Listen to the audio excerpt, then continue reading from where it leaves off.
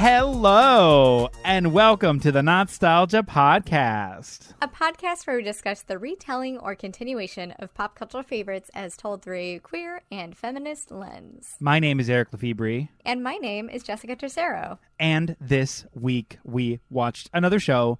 Watching shows is a lot harder than just doing two movies. Oh, it is. Yeah. It's way more content than the sum of two films, especially something along the lines of what we did this week, which was Speed Racer. Yeah, it was a lot. We didn't watch the entire series. I watched the entire series. You watched the entire? Oh, no, shit. I didn't watch the entire series. I was like, oh, fuck. So, with Avatar and Korra, at least, we had seen a lot of, we had seen the entire show and everything. Yeah. With this, I remember watching Speed Racer when I was a kid on Toonami. Rain on me, Toonami. But Speed Racer was like, oh, this is cool. This is cute, right? Yeah. And it's also very vintage. It had feeling and looking and sounding too. Yeah. Just everything about it to me is, even going back on this rewatch, was charming. But going and seeing what the Wachowskis did with Speed Racer, I'm so excited to talk about that movie because Same. I saw that in theaters. One of my friends wanted to go watch it, and we cosplayed. Did you? Yeah. So who did you go as? Trixie, Obvi. Oh, I love that. We love. Well, because I was gonna say, I am not gonna assume who you're going to. You can go as, honestly, I would have cosplayed as the car. Oh my god! I'd have just gone as a car. Eric. That would have been silly. So cute. I'm just wearing a t-shirt that says 5 on it, be like, vroom. I'm just playing that dumb Charlie XCX song the entire time on my phone at low volume. Everyone's mad at me.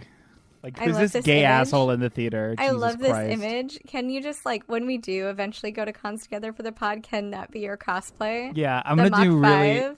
I'm going to do, what is it called where it's casual cosplay? Closet cosplay. Oh, yeah. Yeah, where it's just items of clothing that you just find and then it works for a color scheme or whatever. Mm-hmm. I'm going to just do that, but maybe a little bit amplified. Either way. Inspired by, yeah. Yeah. Yeah. So I'd never seen the remake, the Wachowski film. Although I always wanted to. It looked so cool in the trailers, but I didn't have any history with Speed Racer, so I was like, wow, visually it's stunning. The colors are gorgeous. I would see it on that alone, but because there was not really any sort of I didn't give a shit about Speed Racer, so I was kind of just like, oh well, whatever. I guess I'll see it eventually. For me, it was because I remembered watching it, as a kid, I was like, oh, hell yeah, let's do this, and that was the era when Transformers came out and all of this, and that was really the big push for nostalgia, bringing all of these things back, right? And so I was 19, I think. I was fuck yeah, and literally in the theater, I jumped up and down because I was so excited when at these certain moments, I was just fucking go Speed Racer, go, and the theater was empty because nobody went to go see the fucking movie, right? So it was also but for me, it was just such a fun experience, because you never know what to expect with remakes, right? And then I was worried to go back to it because I was worried that it was going back to these things sometimes is oh, well, maybe not. Maybe this needs to be demoted. But no, to me at least, it totally holds up. And I am so excited to talk about it. It was a treat. It was a delight. It's I don't want to. We'll this dive is the in. Third time I've watched this movie this year. Yeah. This year? This year, yeah. Oh, wow. Okay. Well, we had our bad movie Friday nights. Okay, a staple. I know. Well, we had our bad movie Friday nights, and so we're our theme for the weekend was cars, and it was after Fast and Furious. It's oh, we're gonna watch this. You want ridiculous, cool car fighting? Just go off, right? So we watched it, and then when you suggested it, I was I'm not gonna say no. So, should we just get into it? I'm down. Yeah. I mean, I don't want to be a downer and be let's get this first one out of the way, but ooh, spicy. Let's get the first one out of the way. Yeah, let's jump in. Speed Racer is a young, you guessed it, car racer who is quickly becoming renowned in the racing community. With the help of his father, Pops Racer, who owns the family car manufacturing business, Speed may just achieve his dreams. However, not before facing the ever-present shadow of his older brother, Rex Racer, who left the family after a near-fatal crash. What's this? Rex Racer is actually the masked driver, Racer X, who brings nothing but bad luck and fatal accidents to every race he participates in. And it's actually not Rex's fault, but a group of no-good doers who are framing him as a surrogate for bad luck. Through cavalcade after cavalcade, conundrum after conundrum, Speed, Pops, Trixie, Spritle, Mom, and even Chim Chim gets into a whole series of misadventure that ultimately lead to the race to end all races. In the race around the world, it is ultimately Speed Racer who finds himself the winner and declares that there are no more races to be won. Go, go, go, go, Speed Racer. Go, Speed Racer. Go, Speed Racer, go. Wow. Okay, but, like, he literally says, like, after, like, that's it, I did it, like, part of the ending is, well, there's lots more races to be won. Let's go. Did he? Yeah. Oh, but it was I thought... like after like this is the last race to win all of races, and now I'm a race. Did I just mishear him? For some reason I feel heard like him. they said both.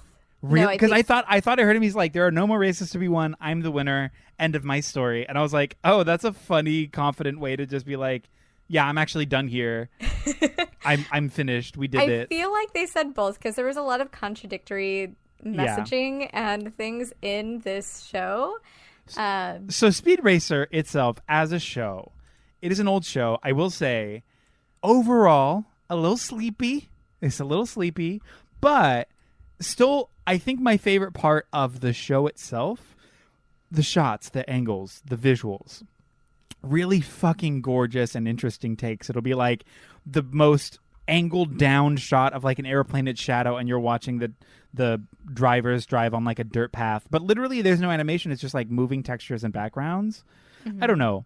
It is such a gorgeous show. I liked how unnuanced literally everything was. Everything is just so incredibly matter of fact. I mean, obviously in the same way that something like Scooby-Doo was, where it's like, is there a mystery? There might be. It's like or Johnny Quest. Or Johnny Quest. Yeah, all the classics. It's borderline Dora the Explorer a little bit to me, just in terms of it's like no nonsense, rigid, unnuanced. Like, this character is the good one, and this character is a little bit of a bad boy. And here's the wacky sidekick, and here's the girl. Like, it's just very stringent and specific, unnuanced characters. But, I mean, granted, I'm saying this, and somebody's probably like, you just didn't watch the show. I did, kind of. But I still really enjoyed it overall. It is very matter of fact, like you said, and I think something that adds to that, and this is definitely a product of its time, is just the plot. While things are moving a little bit in the background and of these things, rather than animate a lot of the material, it was just said, or it was reiterated in a way to where it's like, oh, she's a girl in a helmet, like, or like, oh my gosh, there's sharks, cut to a thing of sharks. And then, but like shows like this are what really establish those kinds of tropes, which I love. And so I was like just eating all of this up because, ooh, so cute. Well, also with that sort of like relative lack of nuance, some of the decisions that, like, in the last episode, the second part of it, where Lovelace and what's his name are stranded, like their boat crashes and they're like in the water and the sharks show up, as you were talking about sharks. God. And Speed is just like pulls out a knife and is standing there, and they're like, "What are you doing?" He's like, "Oh, for sure." And he just jumps in the water and swims directly at the shark and just is like, stab. He has an underwater shark fight, and then like he's what? like, that'll give you enough time to get away, and you're like, yeah, oh my god, this guy also fight. What doesn't he do? What does it? It was so matter of fact, and just like, oh, you guys are in danger for sure. Let me go kill this shark. Use that shark as bait for other sharks, so that way you guys can get away. And I'm like, this is Speed Racer. This is so odd. I don't know. It felt so whimsical that specific action I was just like, what is this show? They're really saying fuck it at the end of the series. This is the last episode. They really were. It's like, okay, we have to get from California to Miami. And then it's like 30 seconds, like you can't tell any time has passed. We're in Miami. Here we are. But like they also did the thing that they didn't do as much at the beginning of the series where it's like each actor has their lines to say, but there are no periods. There's no pauses, right? So like, you know, we got to go over there. Pops, what do you think? Blah, blah, blah. Like, but it's just like feels like the lines are running like a giant run-on sentence. They have to go so fast. They really do. Unlike something like modern, and I know it's really comparing like apples to pineapples here a little bit. Ooh, I like that more than oranges. Anyways, apples to pineapples just in terms of like style and structure, but like something like Bob's Burgers, that show is quick. It is nothing but dialogue. It is constant dialogue. Mm-hmm. It is banter. It's fast. There is so much word written, and it's a lot of word, not a lot of action. Like there's a flow to it that feels organic, but in Speed Racer there are those moments where it's like, oh, this is choppy as fuck. Like they're just get it out, go, next character. We have 26 minutes and 22 seconds to knock this shit out, go. Mm-hmm. We have a story to tell. It's just very campy, and it's very cute. It's very cute and very campy, without a doubt.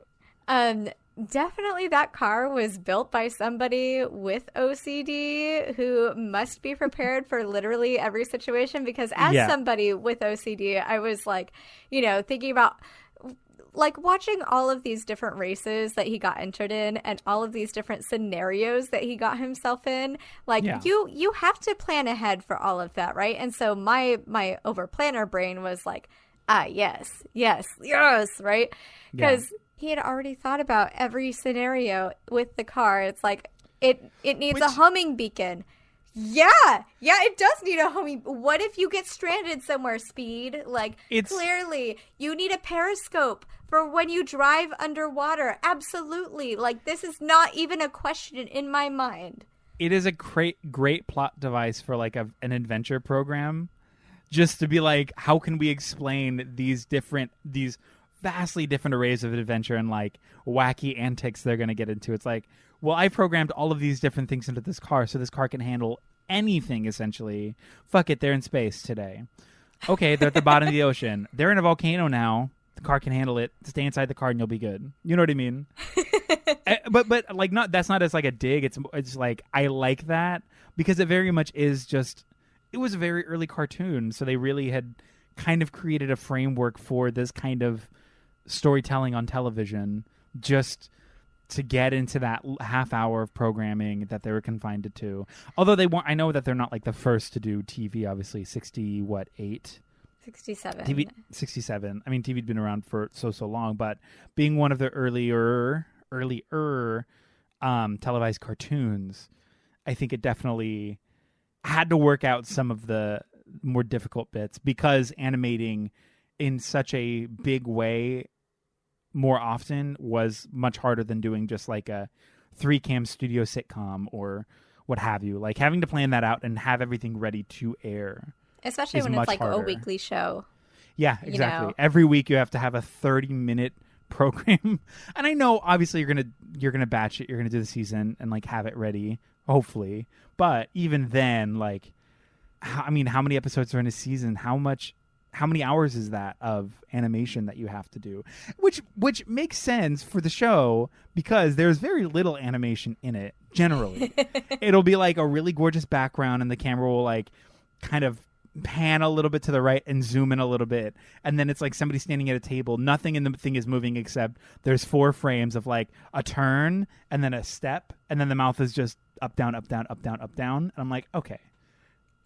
You go off, get it, because truly animating sucks and it's really hard. So the fact that I'm like, yeah, you get the point across. You're telling a story, tell us the story. It doesn't need to be, you don't need like a fluid 30 frame motion of somebody's foot stepping off of a fucking step for no reason. Absolutely. I think this was also like one of the first colored cartoons on TV too. Ooh. And this was like, because this is a Japanese cartoon, so this was anime before like that whole genre was like really, yeah, it was really like a genre, which is also very cool. Like looking at this too, like one of the things I looked up while I was watching it is I never realized that the letters on, like, you know, everything is like monogrammed, like their shirts and everything. I never realized those didn't correlate with their names like they normally would. So it wasn't like Speed or Trixie, but they actually correlate with the Japanese character name. Yes. And then I didn't realize that the Mach 5. Well, and then I was like, oh, the M on there is for Mach 5. No, that's for, oh god, it's like Mifu Motors or something, which is the Japanese motor company that his dad created. Oh wow. So like I was like, oh, that's all cool. But yeah, the characterization in this, like it's really interesting to watch because while it's such a or it's not that interesting to watch, but it's interesting to look at as like this moment in yes. Because you really get like, this is what people thought of the world, right? This is what they thought of characters. This is what they thought of women. This is what they thought. So like we had a lot of moments in this series where, you know, I talk a lot about that like fake girl power kind of movement or like patronizing like views of feminism and stuff like that. And there were some moments where like Trixie is the one to save Speed or like, so she's not damseled like he is instead, which is kind of fun, right? And then there's also times where she is so down for anything. She's just like, her helicopter gets shot down and she's just like, I've always wanted to know what it's like to use a parachute, right? Like she's just like in it. And then honestly, the kind of optimism I aspire to have.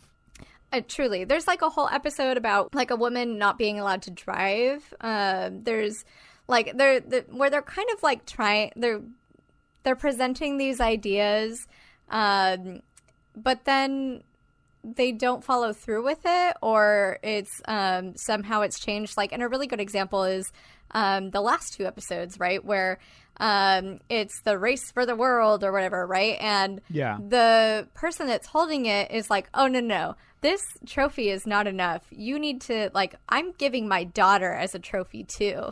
And so she's an object. She is literally objectified by her dad, right? Yeah. And she's pissed, rightfully so. So she enters the race as a man, which is cool, right?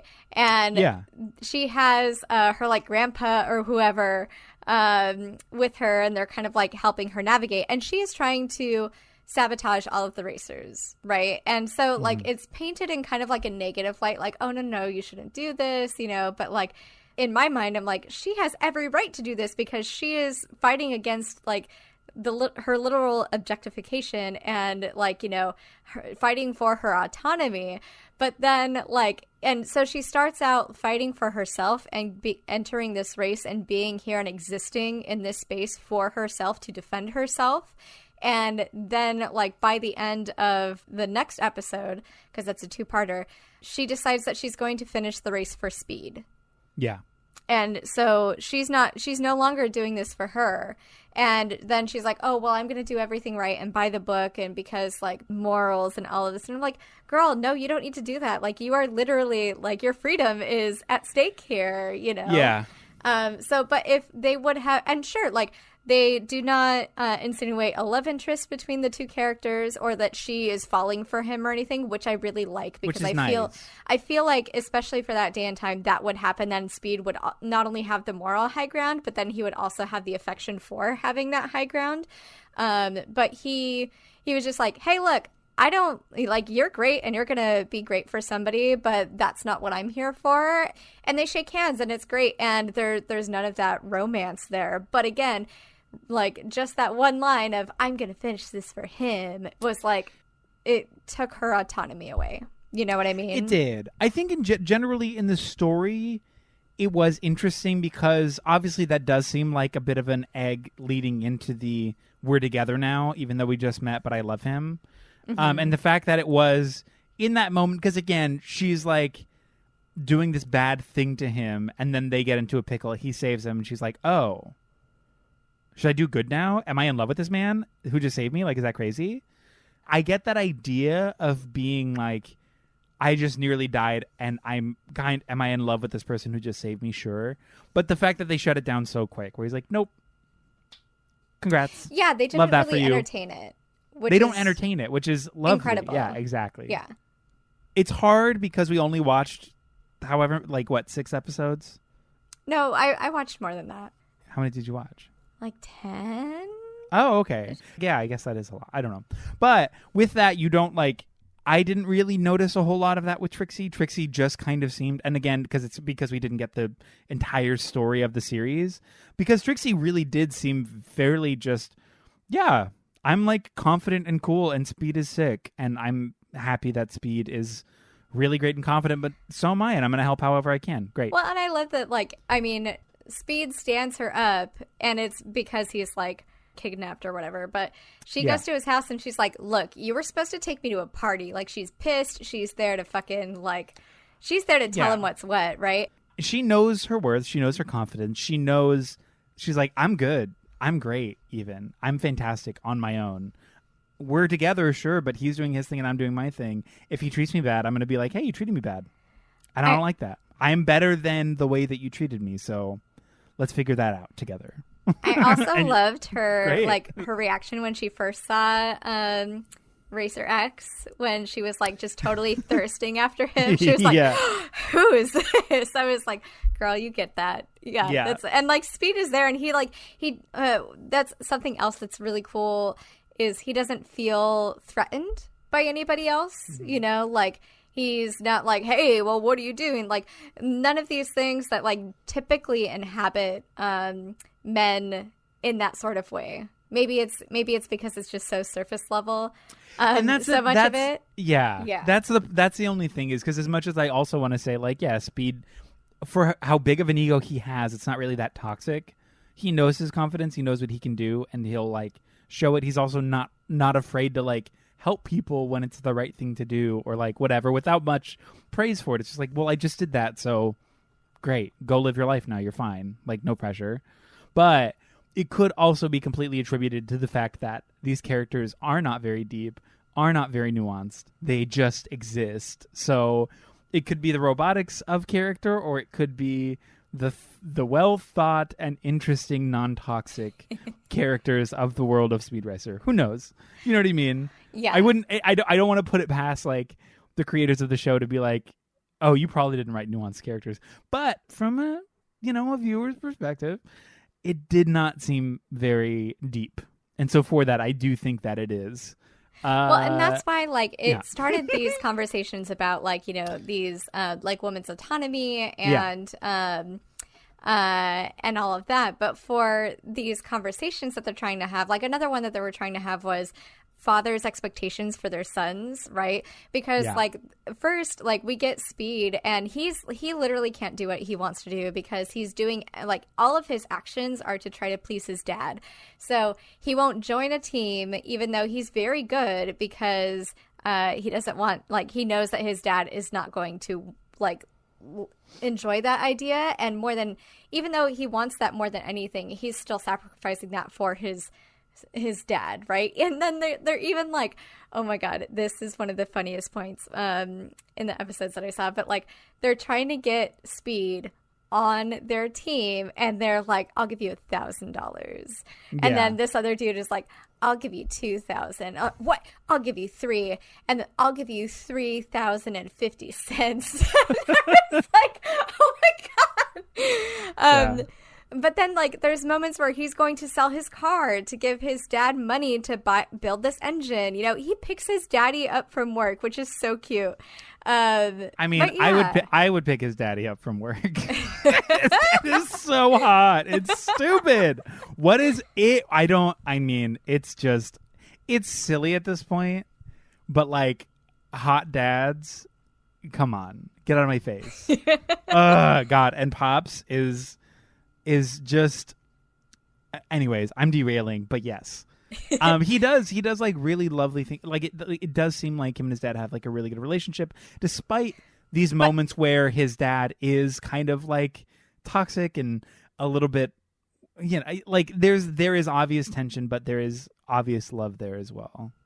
Well, and I mean, I feel personally like that love is a little bit more one-sided because it's like both the sons, both Speed and Racer X, are trying to prove themselves and their worth to their father. Oh, like, yeah. Racer X just fucking leaves, right? And he literally won't show his face because he has to be the best racer in order for his dad to accept him, in order to prove his worth to his dad.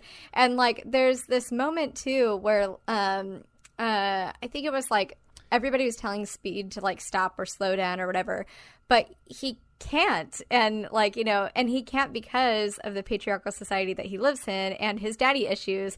Like, he has to continue to push himself like as like, and get into dicey situations and like, and not turn away from it. And like, everything that he does essentially is so he can get that attaboy from his dad, you know? And see, for me, my silly little brain looked right past all that and was like, hi. But in like a sexy way. Like, hey. You know what I mean?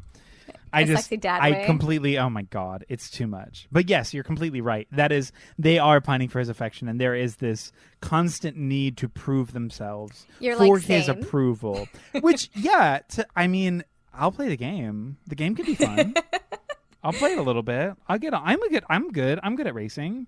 My last name's not Racer, but it could be. It could be.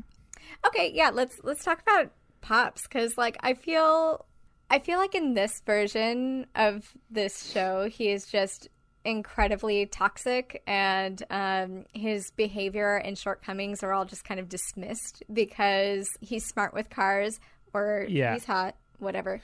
But it's an unfortunate reality for my brain.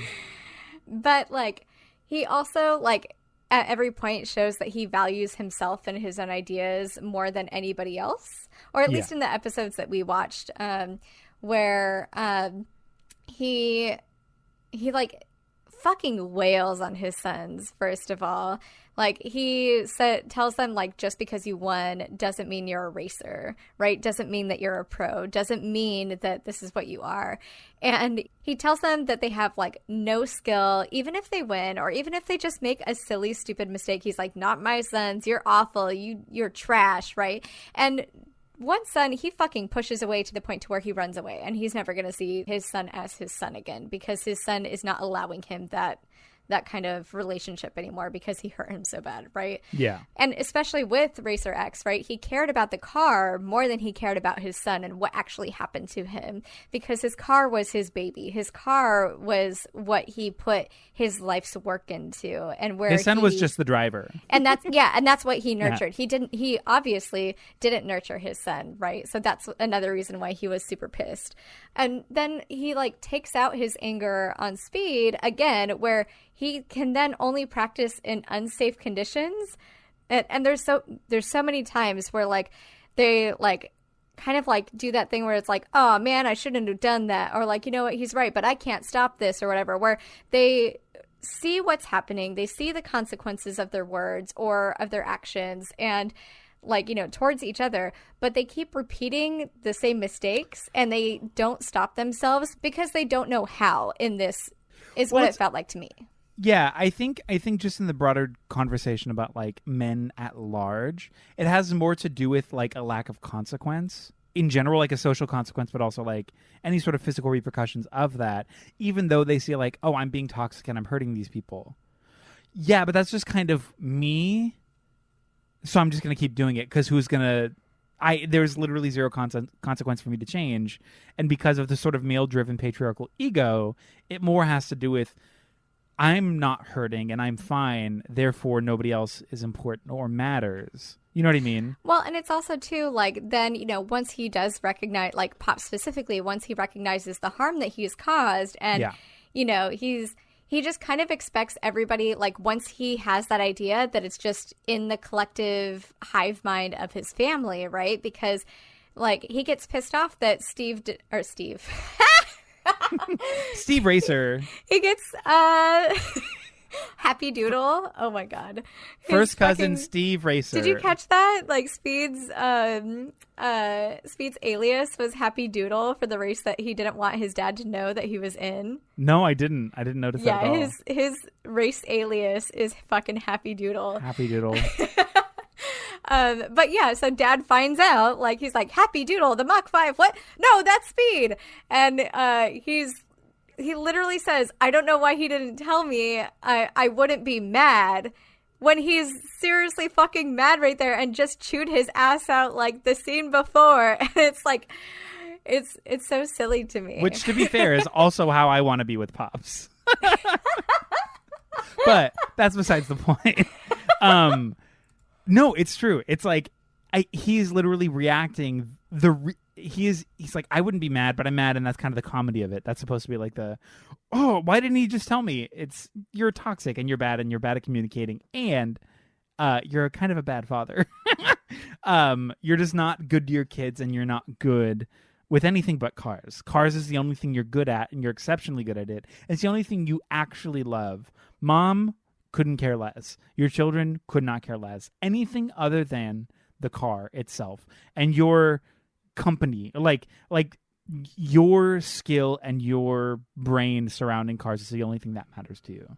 Mm-hmm. And not being able to recognize that, like, just because of that ineptitude that you carry with you in every other interaction of any other thing that isn't cars, you're hurting people. You're constantly hurting people. You're constantly letting people down. But it's like, well, I'm just like, whatever. Yeah, he sucks, but to the point where, like, I mean, he hurt Racer X. And isn't he like, he's called something else? But I'm always like Racer X. Oh, Rex Racer. Yeah, Rex Racer. Yeah, Rex Racer. Yeah.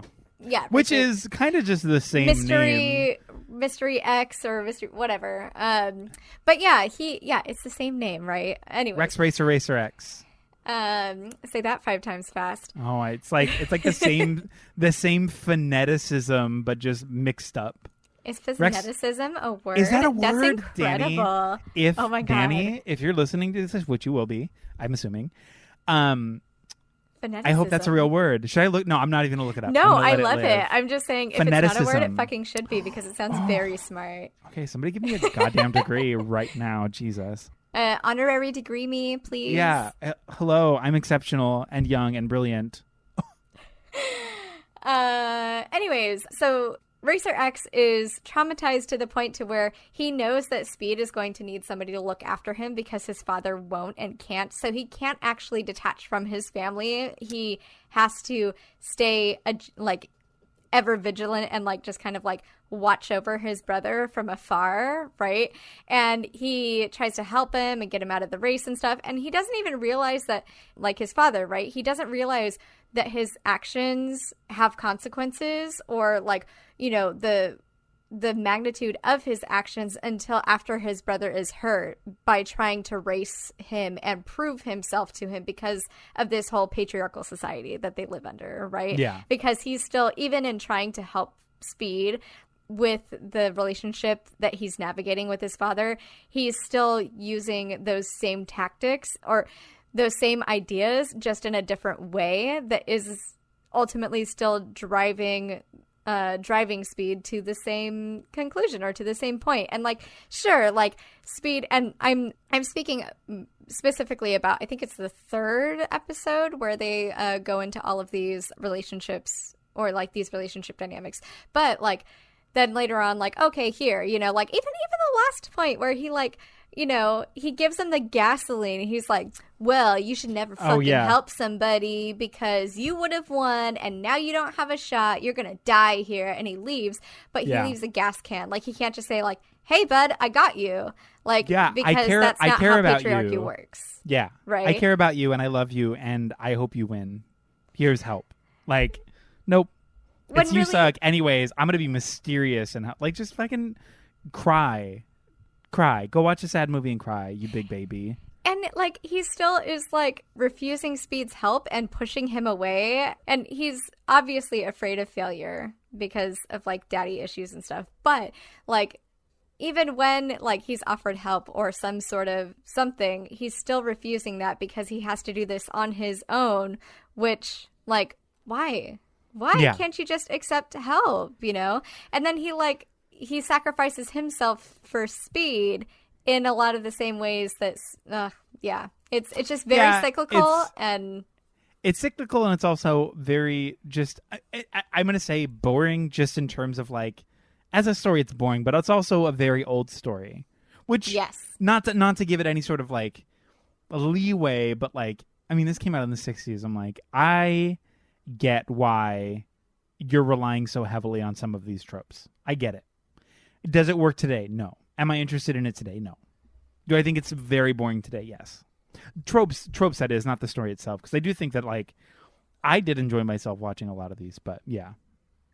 Just like fucking talk about your feelings, guys. What the fuck? I think these are very cute. I think it's a great watch. I think some of it was just very cringy in terms of how they treat people of color and non-white characters. Oh, yeah. Without a doubt. It is incredibly problematic in those aspects. Like Trixie dresses up as, and I say dresses up because it was like a costume and a ruse to fool a bad guy. She pretends to be indigenous American, and it's very gross. And you can tell that they like darkened her skin for that too. Even just a couple of shades, but still like the intent is there. And she's dirty and in rags, and it's not great. It's gross. And you watched that episode, the Apache one that I mentioned. Yes. It's it's in the either way you slice it, it's gross and problematic and messy. Am I surprised by a cartoon from this time being like completely unapologetically racist? No. Does that like give it any sort of leeway? No. It like makes me like the show less. Just because that like it's not considerate of anything. They were still painted as villainous, and that was the whole point. Mm-hmm. Of like, oh, we actually have to save, like, this week's baddie is, you guessed it, Native Americans. And you're like, oh, shit. Mm-hmm. Cool. I don't know. Like, this is kind of fucked. Not kind of. It's very messy. I mean, because they're also just protecting their land, too, which makes it even grosser. Well, it's framing the sort of hero as the ones who are trying to take or at least use part of their land, and the only reason that they're considered bad is because they're attacking, rightfully so, which is just the greater conversation about colonialism at large, especially within North America. But yeah, I mean, that one I will say I did very much kind of zone out on, because I wanted to know that it exists just so I can like realistically shade my brain in like, oh yeah, Speed Racer includes this. I didn't really pay attention that much after a couple of those moments, because I was like, well, I don't really need to ingest this. Like, I know that it's being messy, and I know how, like, the villainy of the way that they're painting these natives, the way that they're doing it. I'm like, I get it. I hear it. I just need to know that it was done. I don't need to watch this. I don't know. It was... No, I mean, absolutely. It's gross, and it's like... Yeah. That also, like you said, like, because I read the synopsis for that one, it was just an episode of the week. Like, it had no consequence on the main story or anything. Exactly. And so, like, to throw an entire people in as the villain, as the point of conflict for a story in which they, you know, have 100% rights in. Yeah, it was just so inconsiderate. That's a good way to put that. Yeah, just like a complete lack of recognition of the humanity of an entire populace. I know that this is a Japanese show, but it did feel very American that way. There was an American version of the show. There was. Yes. But I know that this one was from the Japanese show. Yes, this was the Japanese show. Yeah. It's so... I didn't realize that there was an American remake of the cartoon that's like it feels like a 1950s one. But it's from the 90s, right? Yes. And then there's like a Racer X cartoon, and then there's a lot more Speed Racer than I thought there was going to be. The Speed Racer universe is huge. Well, yeah, I feel like Speed Racer is a big deal for especially people like boomers largely. I imagine so. I don't know. I'm just so young. I have no idea. Oh my OMG. Yeah. What's a baby? What's a drive-in? Yeah, I don't know. I don't really have a lot more to say on this one. I'm 100% cool jumping into the movie because the movie's sick. Yeah, I mostly want to talk about the movie, but I do think having this sort of context as to where this came from is interesting. Is fun moving into the movie. Yeah, I agree. So, shall we? Let's dip in.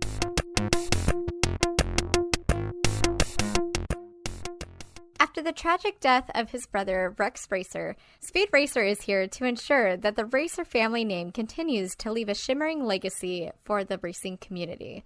The Racer family is quickly approached by Arnold Royalton, owner of the conglomerate Royalton Industries, about signing with his company to ensure the Grand Prix trophy stays within the walls of his company. After a lavish presentation, Speed ultimately declines the sponsorship, and Royalton vows that he will lose everything for his unwillingness to partner. Oh no! Royalton is suing the Speed family as retaliation. What are they going to do? In walks Teo Togakan, who claims to have evidence that will tank the name of Royalton Industries. With the help of Masked Racer X, they team up for the Casa Cristo 5000 to help get to the Grand Prix and bring down the bad guy. What's this? They win despite all odds, and Togakan double-crosses the Racer team, and now there's no hope. And is Racer X actually Speed's older brother who faked his own death and had facial reconstructive surgery to be a masked crusader? Yes and yes. Not to worry, Togakan's sister Hiroku steals the invitation to the Grand Prix and gives it to Speed. With very little time and everything stacked against him, Speed wins the Grand Prix, Royalton is put behind bars, and all is right with the world. Go, go, go, Speed Racer. Go, Speed Racer. Okay, first I want to start this off real strong. When Speed gets knocked off the mountain and then fucking uses his spikes to climb up the fucking mountain. That's the point in the theater where I jumped out of my seat and just started, go Speed, go Speed, go Speed, go Speed, because I was so fucking amped and so pumped for that, and I feel like that was just like perfect. This movie is really good. Just from the beginning, it's like a kid in his class doodling, and then he's like daydreaming, but with the doodles as like the animation around him. Also, Lazy Town fucking who? This movie stomps all over that aesthetic. I know they did it first. I don't care. Fucking stomps. Okay, and it looks the idea so good because so much of this, it was basically all shot in green screen. Yeah. But like it feels like an anime where like the head is talking and behind them is the thing, but then that's also like their head moves across the thing, and then here's a different scene. Like that is 100% anime. So they used all of these anime tactics like in CG, which fucking worked for me so good. Visually, it's impeccable. It's stunning. Like all of the shots, it kept me so interested.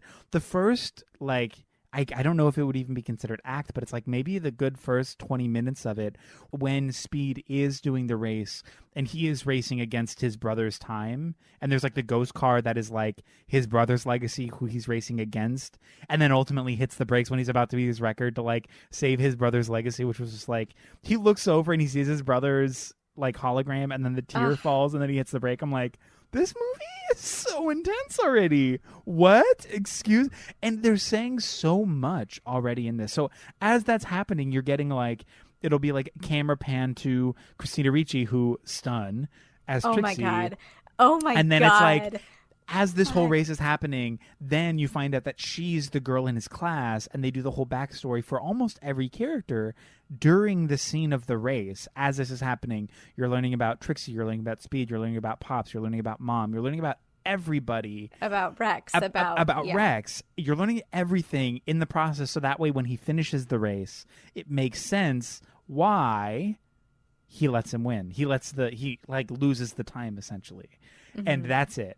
Within the span of that race, it's done. We have all of the context we need for the rest of the story to take place. We understand motive. We understand dynamics. We understand character. We understand everything to move forward, and then it just does. Like, what a perfect way to set up this movie. Yeah, it's setting up these really big, heavy things where, like, but in, like, this incredibly fun and, like, relatable way. Because, like, this whole fucking movie is about Speed and how he engages with the world based on his relationships with other men. usually about the main character, I have like maybe a half a page. I have like 2 fucking pages on Speed and his relationship with other people, because truly, like, we don't get this kind of writing a lot, especially on characters, and especially like when they're young men and talking about their idols and their father and their brother and all of these different influences and how these people shape who they are. Like, usually I'm like, okay, cool, father, son story, whatever. I think that this one was absolutely incredible. This is probably my favorite ever, because it really leans into the cyclical nature of relationships and trauma, and not only shows like how history repeats itself in these scenarios, but it shows how to learn and grow. Who the fuck would have expected any of that, right? And within that pressure, it also goes into a little bit more detail with Rex. Just like, he's trying to bounce from this family. So much so that he does full facial reconstructive surgery. So on top of the pressures of like his dad and like that whole thing, the toxicness of like that kind of masculine figure, this father figure who kind of loves cars more than his own kids. Although in this one, it was a lot less of that, which I appreciated. Still there, still present for sure. But there were moments of like, I love my kids. I actually love my kids. Like, when Rex dies at the beginning, it's very clear, like, Pops almost gives up everything. Like, he shouldn't have been there. I shouldn't have made him do that. You see that on his face. You see it on his face. And you also hear that in, like, he literally talks to Speed and he says, I didn't know if I wanted salt on my eggs. Yes. I didn't, like, nothing made sense in the world. And this grief, you see how this event and this grief and all of that literally shaped this whole family, and it's also never forgotten, and it's never smoothed over, and it never resolves, right? It's just there, and you deal with it, and you get through it by talking. These men fucking talk and have a conversation about feelings, about deep fucking feelings. Pops, hearing this conversation, why Pops doesn't want Speed to go to the Casa 5000 or whatever, him being like, look, I can't lose you too. I love you so much, and you matter the most to me. And that's why, like, I'm sorry. It's hard for me, and I know that you want this, but I cannot, in good conscience, say yes to that. Because you matter more than this race. And it's like, okay, excuse me, John Goodman? Oh, yeah. I mean, he, like, truly everybody was fucking perfectly cast in this film. But, like, he says, when Speed is leaving, like, that specific scene, we've seen this exact scene the exact same way play out with Rex, right? When he literally tells him, like, you know, you're selling out, you're leaving me, don't turn your back on me, you walk out and you're never coming back. Where he's using intimidation to try to control his son to get what he wants, but that ends up pushing him away, right? And then we see shot for shot exactly what happened with Rex. And in this moment, like, Speed is going out the door and he says, hey, like, very calmly, before you go, I have some stuff that I want to say. I'm not going to stop you. Like, fuck yes. You learned how to talk, and you learned how to listen and be there. And he has this, like, moment, and this isn't the only moment that he has with his son where he's super real about that, right? But he says, like, he straight up says, I'm sorry. He says, I'm proud of you, because he stood up and did what you thought was right. I saw my son become a man, and that's not meaningless. Where, like, you know, giving him that agency and saying, like, you're not a boy anymore, you are a man, and I'm here for you, and I respect you. And then he says, I thought I was going to lose you too. And he says, I didn't lose Rex here. I lost him at home. Like, I understand, like, this is what happened, and the door is always open for Speed, no matter what. Like, and he tells him that straight up. And like, what that does with him inviting him into the conversation, he allows Speed to open up and say, Dad, I'm confused. I don't know what's going on. I don't know what to do. And so by that simple act of bearing this, like, you know, and giving this validation to his son, who desperately needs it right now, right? They're able to sit there and talk about their grief and work on things and be honest and open with each other. And then also, like, in this moment where, like, I mean, I'm sure you have things to say about this too, but the other fucking cool thing about this is in that moment, literally everybody else is on the other fucking side of the wall listening to this, right? And in most stories, like, that's a trope where, like, everybody would be pissed, like, oh, I can't believe you were, oh, I'm so embarrassed, right? But they don't do that. Everybody was listening, right? And they're like, well, and There's no anger. There's no shame. There's no nothing, because it is okay to have feelings and to talk about them in a real way. And it doesn't matter who sees that. And it doesn't matter who hears that, because feelings are not something to be shamed about. Yeah. He's not hiding it. He's very, it's just, it was such a, I was so impressed. I was so impressed with that whole, it was like such a 180. And also, what a lovely redemption for a character who is otherwise trash. Just in the general IP of everything. And I mean, maybe that flustered some people a little bit who are really into Speed Racer, but like the nuance of it, the intent, the like very specific, I've thought about this. Like, again, the moment when he's walking out the door and he's like, I have a few things to say, please hear me out. I've thought, I've learned, I'm better now. Gorgeous. And then there's even a moment where Pops comes in thinking he's less supportive, right? Where he's just like, he has this moment where he can push Speed away, where he finds him at the other race or whatever, and he's fucking pissed, and they're talking about it. But they're talking about it. And he's, you know, and even if he's angry and if he's upset because Speed lied to him, right? And he's also upset, obviously, because this is where he thinks Rex died. Yeah. But like he still goes. There's so much more that's there, where it's not just he's pissed and being like a macho man. He's dealing, the whole family is having to really actually confront their grief in a very real way. Like when he gets into that cave, like you hold your breath, because you're like, oh my God, right? Yeah.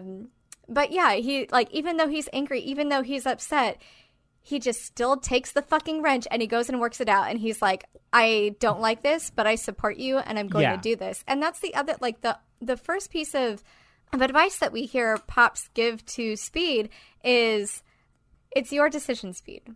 Be your own person. It's your decision. I love and support you no matter what. Which is so cool. And despite his grievances and saying, like, look, here's why I don't want you to go and here's why I think you shouldn't go. I care, and that's just my opinion, but at the end of the day, you have autonomy. You're your own person. You're going to do what you're going to do. I'm just going to tell you how I feel, and you can use that to influence your decision or not. It's your decision. Do what you will. And the fact that when he does find out that he's already gone, despite the deception, when he finds out, he still goes. He's like, well, he's made his choice, so what can I do now? I can go and be there and be supportive. So, hey, say my worst fears do come true and all the bad things do happen. I can be there with him for it. And that's the choice I'm making. And then when he gets there, he does a very conscious thing where he does not center himself and his feelings of betrayal. Where I feel like most of these like kind of shitty dads or shitty dudes in general would reluctantly go to be like, well, I have to be here for my family. But the whole bit would be, remember how you did this bad thing to me and my emotions. My feelings were hurt and you betrayed me and I feel bad. Focus on me. Let's center me in this moment where you have to focus and you have to work on your thing. I'm the most important person in the room because me. And it doesn't happen like the night when like the ninjas are going in to the room. It's in that moment where it's like, oh, okay. He comes in and it's not like, what's happening? I told you it would be dangerous. I told you people would try to kill you. It's cool. We're fucking people up now. Great. Like, this isn't new information. We knew what this was. I'm taking that and I'm saying, cool, let's do the best we can and let's survive. There's nothing that he wouldn't do for his son and for his family, including swallow his pride and do like literally whatever needs to be done. He is there to support his kids now, which is awesome. And even in front of Royalton Industries, right? He's not afraid to be honest and vulnerable in front of like this person that has like literally the most out of like, you know, everybody and everything, where he says, like, I'm intimidated. You work outside the rules. You have too much money. I love my kid. I married my best friend. But whatever my kid wants to do is like, this is where I'm at and this is where I stand. And he's recognizing these feelings within himself rather than trying to showboat, rather than trying to set an unrealistic expectation for how men are supposed to be in these scenarios, right? And I also want to bring up, since we're on this topic of like the way that men react and all that stuff, Racer X or Rex, his whole storyline and how it ends, where like when Speed is like, I've raced against you. You are my brother. I know how he drives. You're literally him. It's not a joke. I know it's you, Queen. Take off your mask. And he takes it off and it's not his brother. And he's like, well, what the fuck? He's like, yeah, I'm sorry. I know that this must suck for you, but like, I'm not him. And then later it's like, I actually got facial reconstruction surgery because I'm trying to bounce. And then, what is it? Was it Royalton who asked him? Like, do you regret that choice? It's like, I made a decision. Oh, no, it's Inspector Detector. Yes. He's like, well, I made a choice. And he's like, do you ever regret that? He's like, I don't really consider that. Yeah, I made it and I'm not going back and there's no way I can go back. So why would I even spend time considering that, whether it was the right or the wrong choice? And I think that's interesting because it is like this growth that he's already seeing in some capacity, because he's not there like all the time, but like seeing his dad react this way to his son, seeing all of this growth, seeing these things that he never had, recognizing that stemmed, that learned behavior and that learned action was from this really tumultuous, really bad thing that happened and that he sort of catalyzed because he needed to leave, recognizing that like, this is what I always wanted, but even if I went back now, it would rupture kind of that idea. Like, it wouldn't be the same. It wouldn't be the same. Recognizing that even though that's what he wants, that's not his place. That's anymore. Not his place. And I think he's there's not going also to destroy that for anybody else. Exactly. There's a level of recognition that is like, what would Pops think if I was like, yeah, that's actually me and I faked my death? How would that change? I mean, Pops was changed forever in that moment. Like, he would feel so betrayed. What would that do to the family? What would that do to him? Like, recognizing that, like, just because I now see the thing that I wanted the most doesn't mean it's for me anymore. Another good example of men not centering themselves. Exactly. He's intentionally being like, I made this choice. I'm not going to go and like blow all that shit up. I'm going to just go and live my life because I made the choice and it's done. And I'm not going to move backwards. People are growing and becoming better in this situation, whether the choice was good, ethically, morally, whatever, because it's kind of fucked up and weird and bad. But it's also tumultuous family. Like, I understand it. But knowing that like he's better and his dad is better and Speed is better and their mom is better, like everyone is better. Mm-hmm. It's like, just let us all grow individually and independently. Mm-hmm. I'm not going to go back and try to take this thing that isn't mine. Not everything is for me, and I'm not trying to change that. Yeah, and I think there's so much power in that. And I think Truly, even like the male relationships in this just fucking blew me away. Like, even like going back to what you were saying, where like Speed is like smart and is like, yo, I know you're my fucking brother. I know you're my brother. It. And it's not like this whole like, hey, well, he's just like, you know, he like throws off his helmet or whatever and he's just like, look, you're Rex. I fucking know it. I know how you drive. It has been how many fucking years, and he still can recognize how his brother drives and his moves and what he does.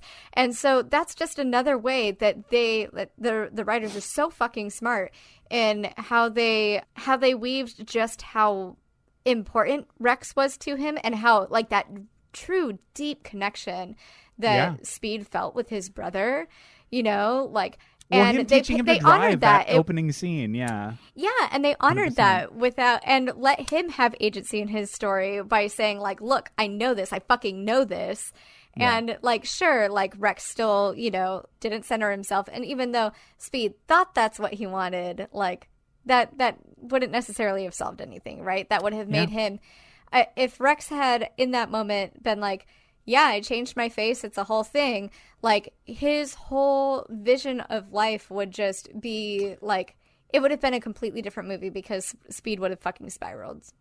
Yeah, everyone would have spiraled. It would have been like, how is this possible? Like, and even and in how these could moments, you do this to me? And how could you have done this to us? Like, fuck you. You're the worst. That's awful. But even with this, like, convincing suspicion that Speed has, he's convinced, and I'm sure behind that there's a level of doubt, but within that he's confident that's his brother. I know it. I'm kind of mad, but I'm also unsure. All of that brooding tension that's like not really spoken but like understood in this moment. Even with all that, I don't know, the characters are just so they're allowed to I don't know, the characters are really well written in this movie. And then even Trixie, I loved Trixie in this movie. Trixie was so incredible. She was great. Like the moment when they're in the car and he's like, well, you're not going with me. She's like, well, first of all, I'm my own person. I can do whatever the fuck I want. Secondly, I am going with you. And thirdly, if you tell me I can't, I'm going to tell your dad and you can't go either. So what do you want to do? He's like, I guess you're coming with me. She's like, yep, I am. I already told you that. Thank you. And then she's just okay. So super, super famous race car driver. You should probably come over here and kiss me. And he's just like, and she tells him what she wants. And like, when he doesn't get it, she's like, and he's like, oh, okay.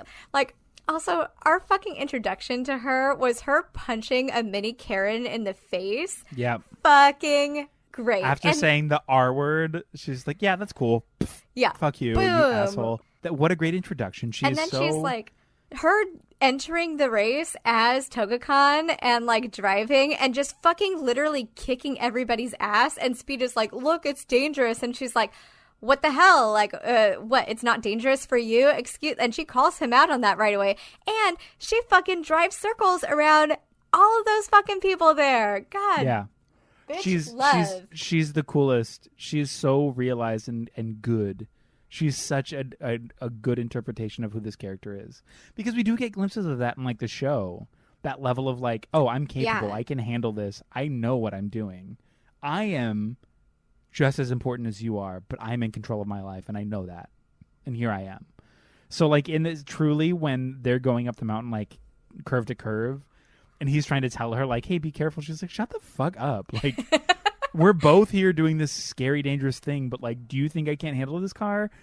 Donut around him, and then they're off. And he's like, okay, fine. Like, it is such a great way. Instead of just being like some monologue about like girl power, girl boss, whatever, weaving that kind of feminism into it without it being just like, see, feminism. It's just like, no, it's a realized character. She's real. She exists. And she's also confident, and that's just a part of the complexity that is Trixie. It just is, and I love that. I love it so much. I love how it's presented. I would have loved more of her, honestly. Same. She wasn't in it enough. I was absolutely hoping this would have a sequel so I could see more Trixie. And so, because like this is very much Speed's movie, and I wanted the next one to be him and Trixie's movie. Like I wanted her, because I mean like some of the best moments, first of all, her fucking outfits were so fucking cute. Just like every time she was on screen, I was just like, be my girlfriend. I love you. Like, oh my God. But also, because of this movie, Christina Ricci is going to be in The Matrix 4. Because I mean, I'm assuming because of this connection, I'm sure she knows the Wachowskis just in general. But she's just perfect, just incredible. Christina Ricci is so fucking cool. I'm literally obsessed with her. Because like I remember I hadn't watched the series, you know, before watching the movie in theaters again, right? Or watching the movie in theaters when it came out, and I remember what's so cool about her specifically was like, oh, this is absolutely Trixie. Like, oh, this is absolutely like there was not a doubt in my mind with any of the casting or any of the way that any of the characters were written. Oh, no. Yeah. But especially Trixie. Trixie, I was like, this is Trixie. This is fucking her. And she had so much agency and just kicked so much ass. And like, also the moment where she like hugs Haruko. Oh my God. I was like, oh, female friendship we love. Let's see more of this. Well, also, she's fucking awesome. The fact that she's like, yeah, my brother sucks. He double-crossed, but he has his reasons also. Anyways, besides that, he wasn't going to race anyways. I don't know if you guys knew that. He wasn't going to do it. That was his choice. So this is a wasted ticket. Please go and use it, and please ruin this guy's life. Peace. And they're like, oh my God, thank you. She's like, please stop. I have to leave now. I don't want to get caught right now. I'm doing the right thing, and I know that. You know that. We don't have to talk about it. Bye. And she literally says, hey, I'm not my brother, right? Yeah. Like, yeah. I'm sorry. You guys know this. What my family did is not cool. Also, I studied the rules, and this is allowed, so you should do this. And she tries to call out her dad and her brother on their bullshit, right? On what they're doing. And they're just like, whatever, it's family, or like, you know, shut up. But she's just like behind the scenes making up for the crappy things that they do to others, you know, and that they're doing for money and everything. And I really liked her character. Same. I mean, again, we got like 3 minutes of her, but like I would have liked to see her have a little bit more agency outside of just that one scene with Speed and everybody. Yeah. Like, she couldn't be herself, you know, But I think that's what this movie does so well is even with, because it's a very big cast. Like, you have a lot of people who have pivotal moments, like Hiroku, Tokakan, like all of these other characters who play really big parts in it, but only exist for like 10 minutes, kind of, including Mom. Like, but everyone gets their moment to shine and to express like their fully realized character development in these gorgeous little ways. And I think that this movie excels so clearly in allowing, in the 2 hours and some change that this movie is, those moments for these characters to really show like, I am real, I am realized, I'm here. Everything is nuanced, including me, including choices like Tokakan making that choice. I think there was some nuance to what's his name? Big Baddie, Victory Yarn. What is his name? Royalton. Victory Yarn? Yeah, sure. There's like nuance and like obviously he's really bad and shitty, but I think that stems from like sickness, like mental sickness that he has, and it like shows through this like need to win, this like capitalist ego that is non-stop, right? Like we're getting these glimpses. It's not just, oh, this character's good and this character's bad, which I mean, obviously for any story that is good, most of them have that, but I feel like it is exceptionally performed and portrayed in this movie specifically. Like, it's really good. It's a really good movie. It's so good. Can I talk about another thing I loved about the women in this movie? Mm-hmm. I drove steam trains for a long time, and I got like greasy and dirty helping like doing engine stuff. But I loved seeing Mom and Trixie in their coveralls with like a little grease on their face, like helping out with the car to build the car, because everybody in that family has to be so fucking capable to build an entire car from scratch in like 32 hours or whatever the fuck it was. But I loved that it wasn't just like Pops and Sparky doing it. I loved that it was a family affair, and that like Trixie, they specifically made sure that we saw Susan Sarandon and Christina Ricci helping, and not just making sandwiches or like, you know, like doing something with like the interior or anything. Like they were getting in there, and I love that. It's a family affair for sure. It's just like this small little thing. I do want to talk about the mom.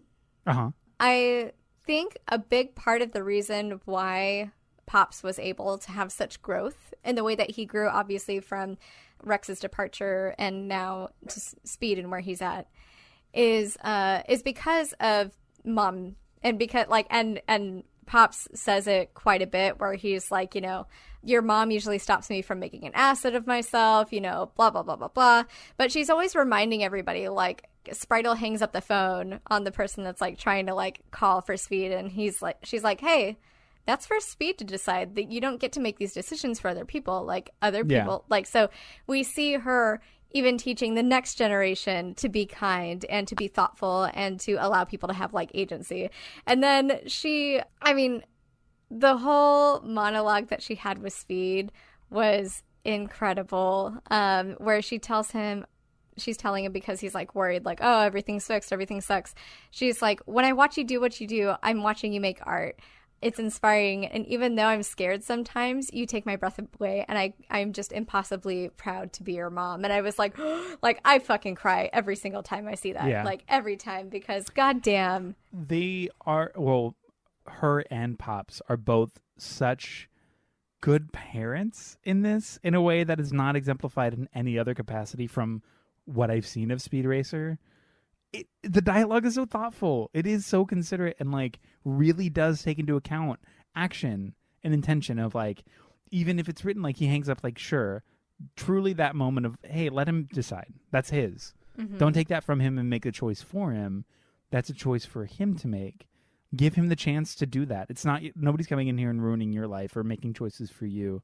And like, I just, what a treat. And I mean, our first introduction to her truly, it also, when she's in the principal's office or the teacher's office or whatever. Yeah. The looks that she's giving this teacher when she's being like, kind of like sideways a little bit. about Speed. I love. Like, where's your husband? Like, oh, we're gonna go that route, are we? He's like, oh, okay, that's actually not who I am. So thank you, and please step back. I appreciate that. Also, it's really interesting to think about other women in this film, right? Because I mean, the principal is one person, but like the other women that we see in this movie don't really have lines other than Haruko, right? And all of those women are centered, like they're either like hanging out with like the racers in Royalton's thing. They've got the manager. They've got the arm candy for when the racers get out of their car. You know, this is what we see other women do here, and they're over sexualized in every single part. Like there's the leotard, the like little honeybee looking thing. There's Royalton's like personal assistant or whatever who has like these slits that are like way too high and all of her cleavage is hanging out, right? There's all of the women that are like, you know, there's like 4 women for every 1 racer in that like clubhouse thing over at Royalton, right? And so like to me, I thought it was also really thoughtful of like, while we're talking about like capitalism and, you know, reward and who's allowed to have access to things, and also like what you expect of others, that like the only time that we really saw women like kind of over sexualized in that way or like objectified was in and around capitalism and in and around those that gladly participate in it. I don't know if that was intentional, but I thought that was cool. I feel like it was because of how autonomous and realized these other women were, to see then presenting how most films in general or most stories depict women in that way and tying it directly to the evil of capitalism and of greed in that way and tying that to the villainy of that mentality. Being like, yeah, that all kind of goes hand in hand. Capitalism and misogyny and patriarchy is all kind of like intertwined in this really gross stew of toxicity. So let's portray that. I will say that I do wish that there were more female racers. The only female racers that we saw.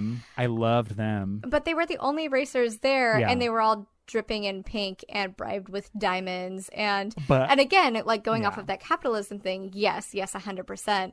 But I would have liked to see more than just 3 women for 30 seconds. Whoever it was, those pink cars where they're like dripping and stuff, I was obsessed because again, to me, I know that it's like very tropish and typical, obviously pink, obviously sex, like their whole vibe is like bikini and like whatever, but it's the fact that it's like hot pink sex coupled with violence. I, for some reason, am obsessed with this. So like them being so like malicious and aggressive in their cars next to this like pink feminine fantasy, I'm like, that dichotomy is gorgeous and I'm obsessed. I can't get enough of it. It's like, what a treat. And then the car like flips, and even underneath the car it's like this spray paint painting of a girl in a bikini, and I'm like, stop, too much. I mean, granted, if there were more racers that would be sick, but because even Trixie's car was pink, right? Mm-hmm.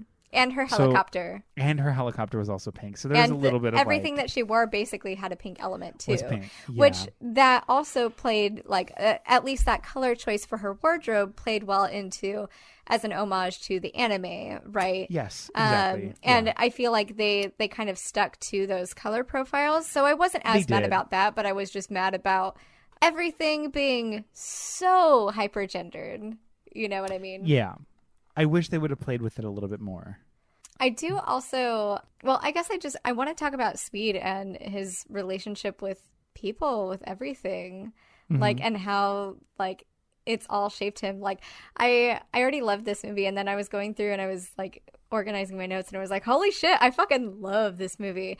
Like, because, like, truly, like, we get to see so much growth in Speed and from his dad and all of this. But, like, you also get to see, like, how everybody in your life, and especially the people that are closest to you and around you, how they really shape your worldview and how they shape who you are and who you grow into, right? And how important it is to surround yourself with good people. So like Rex, he gets his love of racing from him, and you know, all of that.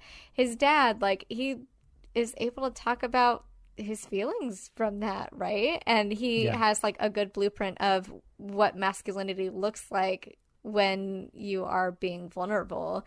And then from his mom, he learns how to like deeply love, right? And from Trixie, she is there like whenever he starts to doubt himself, she's just like, hey, whatever Royalton says this is, that's not what it is. Racing is just racing. It's for fun. It's this. This isn't what it is to you. And this is, you don't have to buy into his perception of what this is supposed to be, right? She's there to like remind him that he's driving for himself, and like, and she's got his back. Like at every single point, these people have his back, you know? Yeah. And it's only when he starts to get involved with people that are really trying to use him and being just awful and toxic that he then starts to like doubt himself and his whole worldview, and how like something like that can really just shake you to your core, you know? Like he like that moment with his dad was so pivotal, watching that race.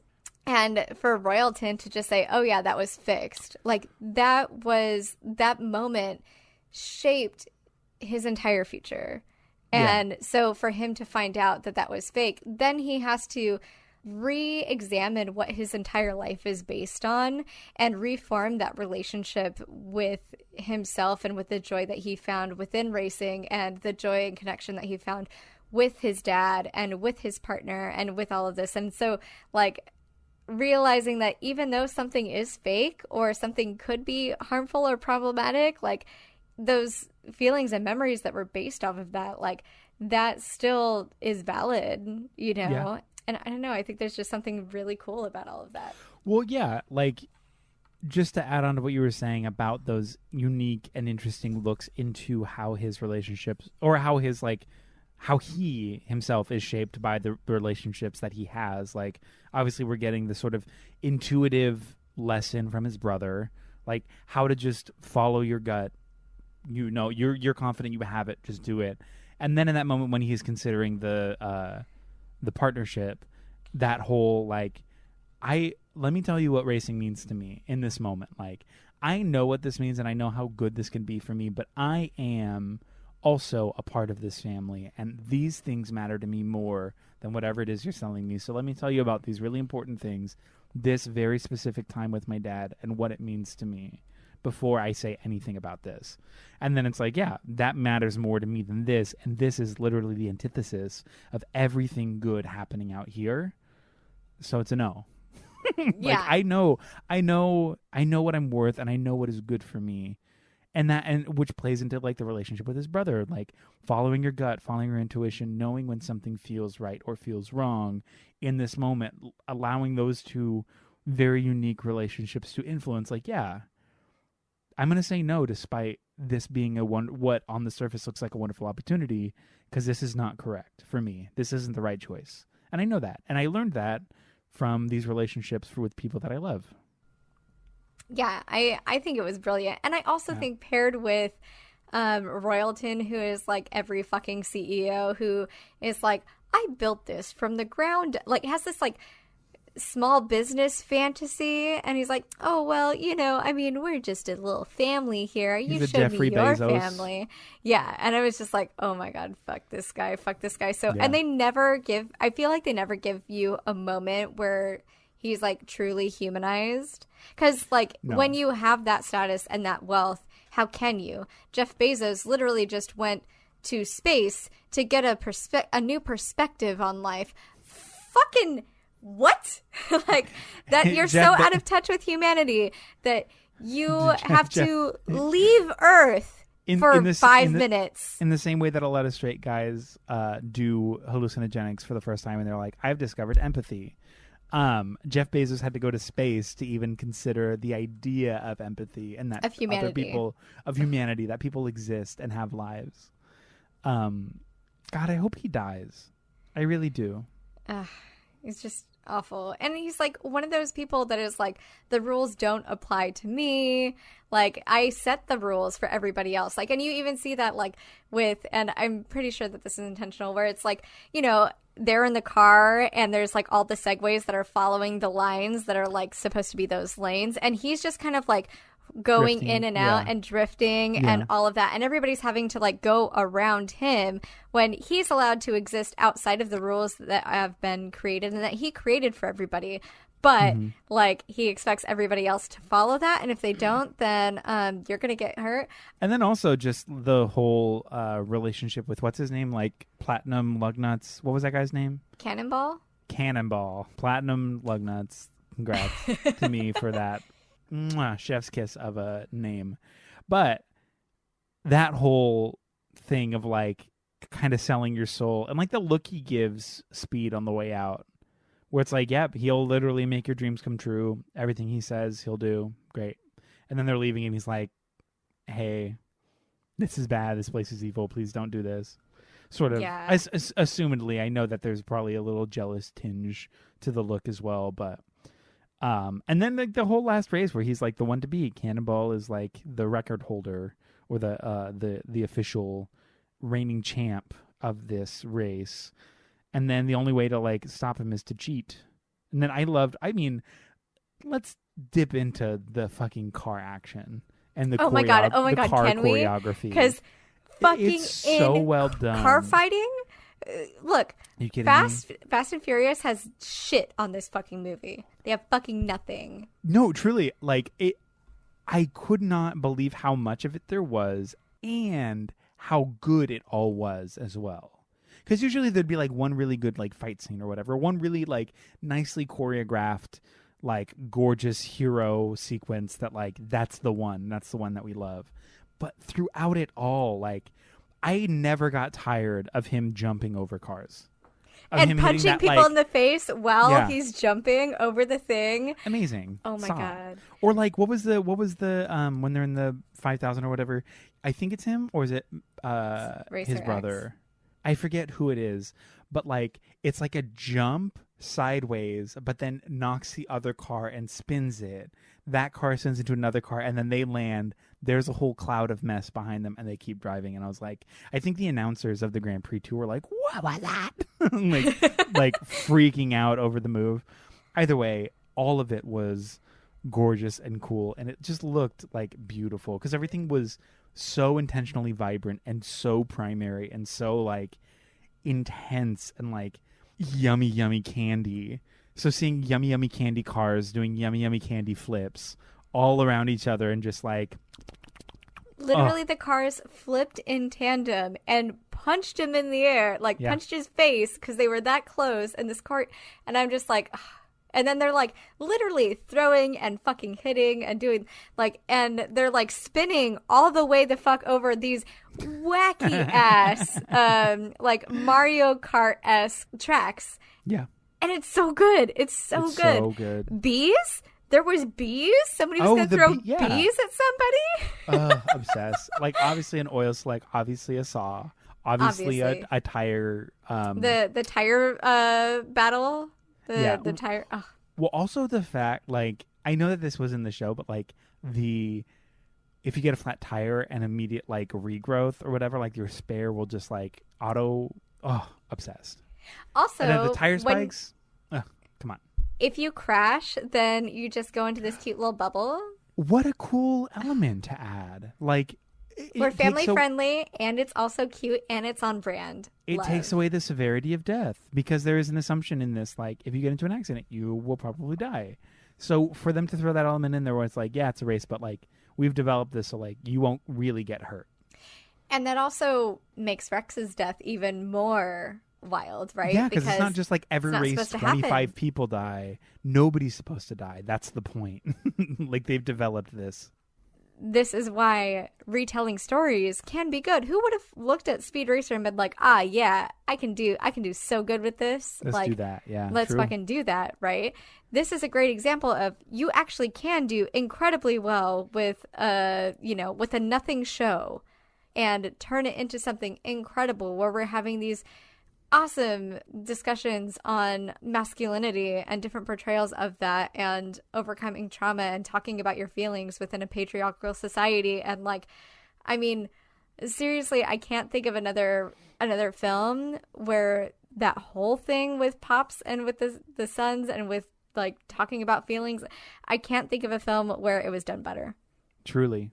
I couldn't name it. I couldn't do it. What a treat. What a good movie. I know. I'm so glad you watched it. I'm really happy I watched it too.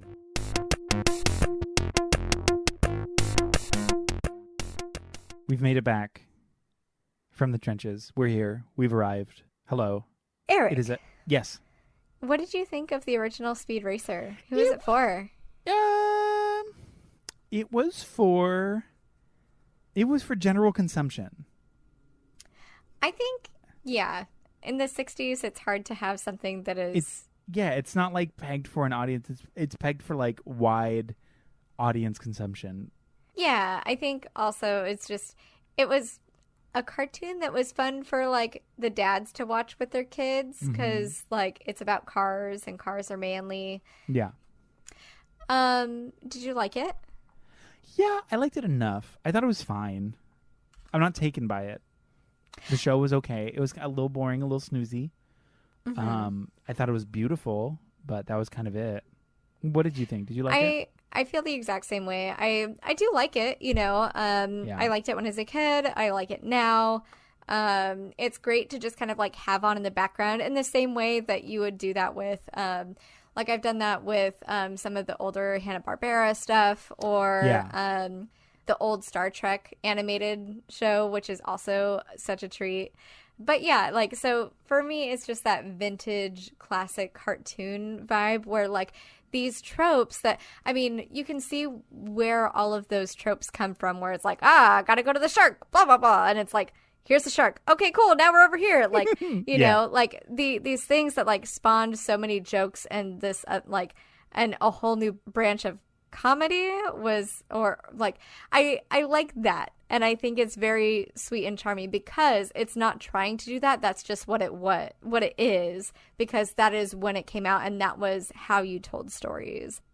What about the remake? Was it new, interesting, or the same? Progressive, regressive? How has the story evolved with today's ideals? It was new and interesting. It was very progressive in the way that it depicted the depth of not only male friendship, but relationships at large, like we've discussed. I think it changed with today's ideals just in terms of like positively in explaining more in depth the nuance of character, both the goodness and badness of people and the sort of intersectionality of all of these different sort of identities kind of meshing together in this. We're just people, and it's playing on the basis of the original show, but it's really taking the time to be specific and intentional with literally every character. Gorgeous. Obsessed. Yeah, I think that it was new. I think it was interesting, and I think it was also the same at the same token, mostly because there wasn't really a lot to go off of. But, you know, you could absolutely, like, you can see, like, the casting was incredibly intentional. The coloring was intentional. Like, that's why watching it, I was like, oh, yeah, this is absolutely Speed Racer. There was not a doubt in my mind that this is what Speed Racer was like watching it growing up, which was really cool. But again, like, going back and comparing, it's absolutely new. It's super interesting and super fun. It's so progressive in the way that it deals with, again, with masculinity and cyclical relationships and just father and son dynamics and growth and showing feelings are fine and it's okay. And it's okay if those feelings are witnessed by others, you know? Yeah. And I love that every character in the Racer family felt like they had space and they were allowed to take up that space and have their feelings, do whatever. And it didn't belittle them and it didn't, it wasn't done in like a patronizing way. Who do you think this was for? Not Emile Hirsch's career. I don't know. Everyone, like, I think it's definitely for fans of Speed Racer, because I do think it does like they did their due diligence in hyper realizing this IP.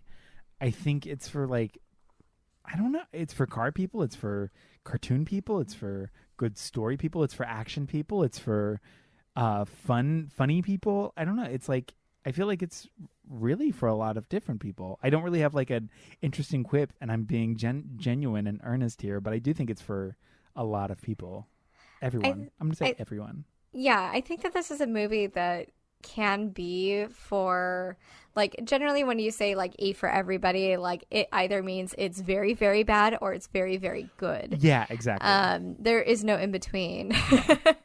And I do think that this movie is for everybody. I think it's maybe a little bit more for, like you said, like the Speed fans. I think like the Adult Swim generation, what up, and just like children. Like, I think this is the kind of media that when this is out there and when, you know, you're presented with, I know I keep fucking harping on it, but like it is so true. Like these different versions of masculinity and familial dynamics and masculine strength within, like, you know, honesty and emotions and learning and growth and, like, you know, not having to be static. Like, I really, really, really think that these kinds of things and this kind of media is, I mean, this whole movie is also about how, like, the influence media can have on you, right? Like, his dad and him are just so fucking stoked on this one race, and they're able to bond over that, and they see hope within that, and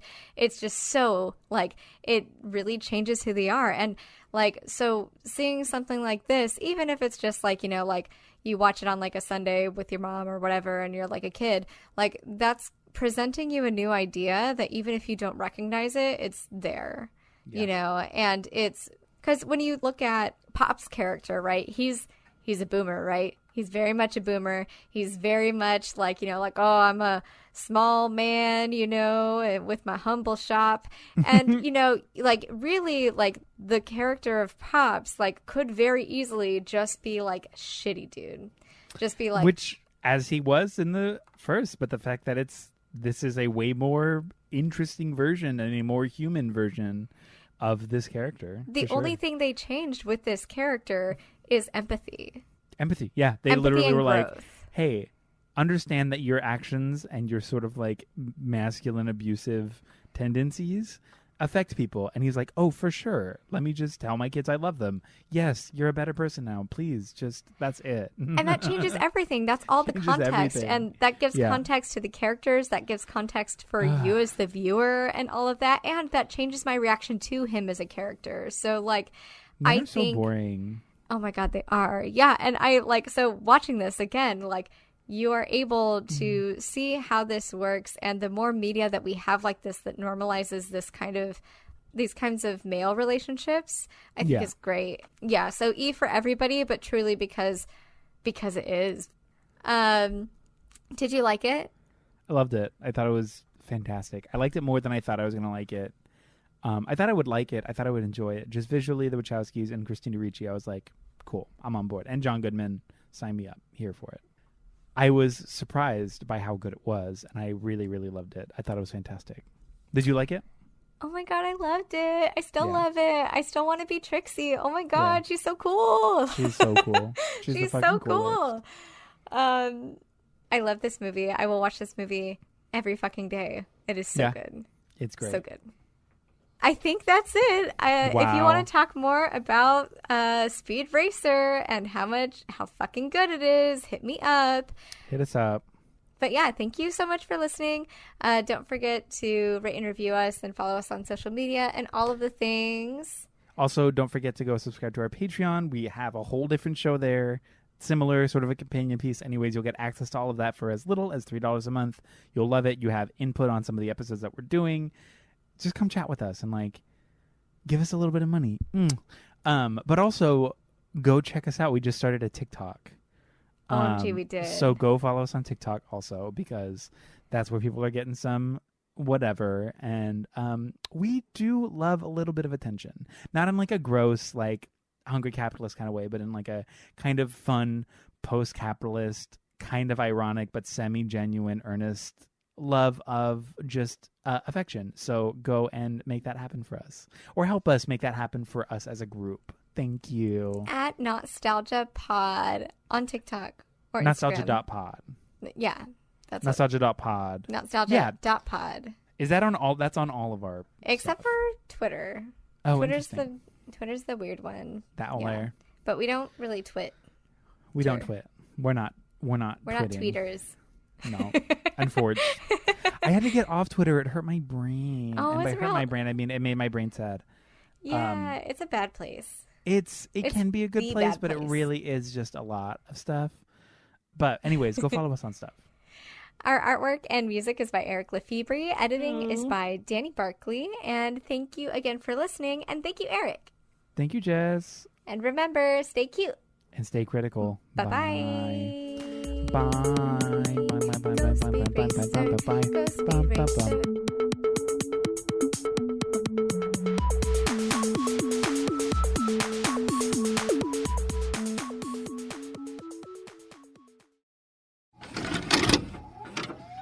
This podcast has been brought to you by the NOTstalgia Network. Visit thenotStalgiaNetwork.com for more. Hey everybody, I'm Eric. I'm Shelby. I'm Jake.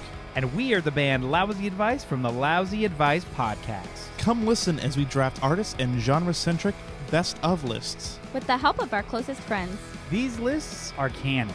And there's not a goddamn thing you can do about it. From Misfits to Cher. Green Day to Gaga. Or Pup to Paramore. Listen to the Lousy Advice Podcast now, or else. Stream us on Spotify, Apple Podcasts, the NOTstalgia Network, or wherever you get your podcasts. And don't forget that we are the band Lousy Advice, and this is our podcast, the Lousy Advice Podcast. The Lousy Advice Podcast? The Lousy Advice Podcast.